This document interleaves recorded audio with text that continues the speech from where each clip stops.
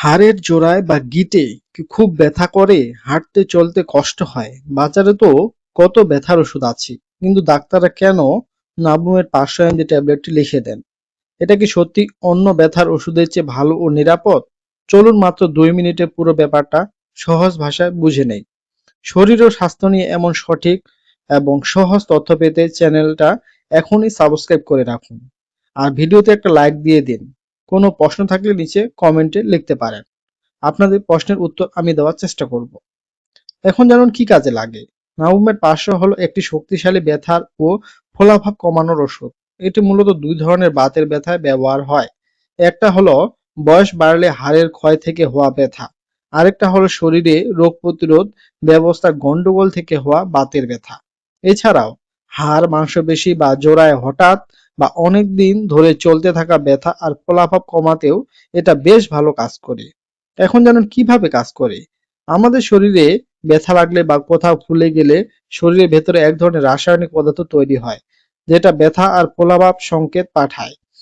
এই ট্যাবলেটটা সেই রাসায়নিক পদার্থ তৈরি হওয়া কমিয়ে দেয়, ফলে ব্যথা আর ফোলাভাব দুটোই ধীরে ধীরে কমে আসে। খাওয়ার নিয়ম: সাধারণত বড়দের জন্য শুরুতে দিনে 1000 মিলিগ্রাম মানে 500 মিলিগ্রামের 2টা ট্যাবলেট খেতে বলা হয়। এটা একবার বা দুইবার ভাগ করে খাওয়া যায়। ডাক্তার যেভাবে বলবে ওই ওষুধ অবশ্যই ভরা পেটে খাওয়ার পর অনেকটা পানি দিয়ে খেতে হবে। খালি পেটে খেলে গ্যাসের সমস্যা হতে পারে। আর হ্যাঁ, ডাক্তারের পরামর্শে নিজে থেকে ডোজ বাড়ানো যাবে না। কোন কোম্পানির ও দাম কত? ওষুধটি বাংলাদেশে এই নাবুমের 500 mg তৈরি করে দেশের বড় একটা ওষুধ কোম্পানি SKF ফার্মাসিউটিক্যালস লিমিটেড। প্রতিটি ট্যাবলেটের দাম প্রায় 15 টাকা। বিকল্প ওষুধ কি আছে? আপনার এলাকার ফার্মেসি যদি এই ব্র্যান্ডটা না পান, তাহলে একই উপাদানের অন্য কোম্পানির ওষুধ নিতে পারেন, যেমন স্কোয়ারের ফ্লামফিক্স 500, এসিআই নাবু 500 অথবা ভ্যাক্সিমকোর বাফলেক্স 500। এখন জানুন পার্শ্ব প্রতিক্রিয়া কি কি দেখা দিতে পারে ওষুধটি সেবনের সময়।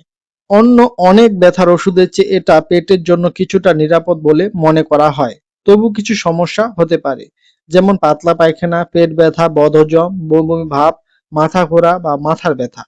অনেকদিন ধরে বেশি মাত্রায় খেলে পেটে ঘা বা কিডনির ক্ষতি হতে পারে।